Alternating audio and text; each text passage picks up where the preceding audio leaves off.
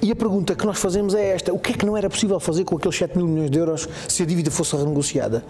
Quantas estradas, hospitais, centros de saúde, escolas, quanto investimento podíamos fazer? Para defender e para combater pela renegociação. Olha, em concreto temos apresentado propostas nesse sentido no âmbito do Orçamento do Estado e fora do Orçamento do Estado. Aliás, não tem sido por falta de propostas do PCP na Assembleia da República que a opção política pela renegociação da dívida não tem sido feita. Aliás, ainda no último Orçamento do Estado essa questão foi novamente suscitada. Mais uma vez, há um problema de aritmética. Os nossos 15 deputados não permitem que essa proposta seja aprovada e que seja assumida como tal. Agora, nós continuamos a bater-nos por ela, sobretudo porque nos parece que é cada vez mais evidente que atrasar essa solução para este problema, para este constrangimento estrutural do país, é um problema cada vez mais evidente. O que é que quer dizer por reestruturação da dívida?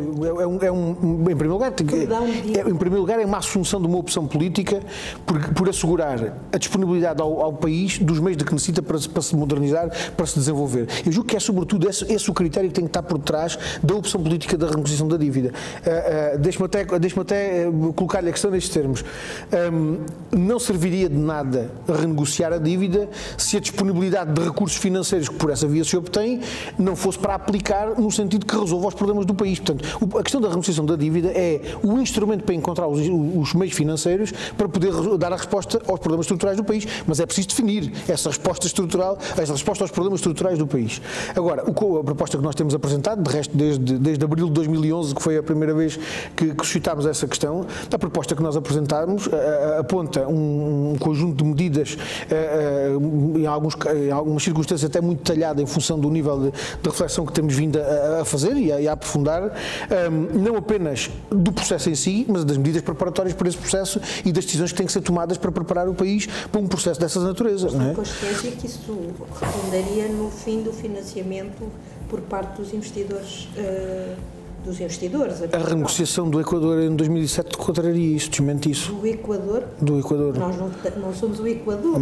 A renegociação da dívida da Argentina em 2000 nega isso também. Ou seja, há variedíssimos exemplos de processo de renegociação da dívida. Que a Argentina tem andado num processo ao longo da sua história de altos e baixos. Não, eu utilizei este exemplo da Argentina, e do Equador, porque são dois exemplos vivos de como é possível fazer-se renegociação. No caso do Equador, então, com sucesso do ponto de vista económico e social indesmentível e que estão bem próximos de nós. Podia recuar a 1948 e à decisão de renegociação da dívida pela Alemanha a seguir à Segunda Guerra Mundial, num quadro em que não era capaz de suportar os encargos com as indenizações de guerra a que foi sujeita.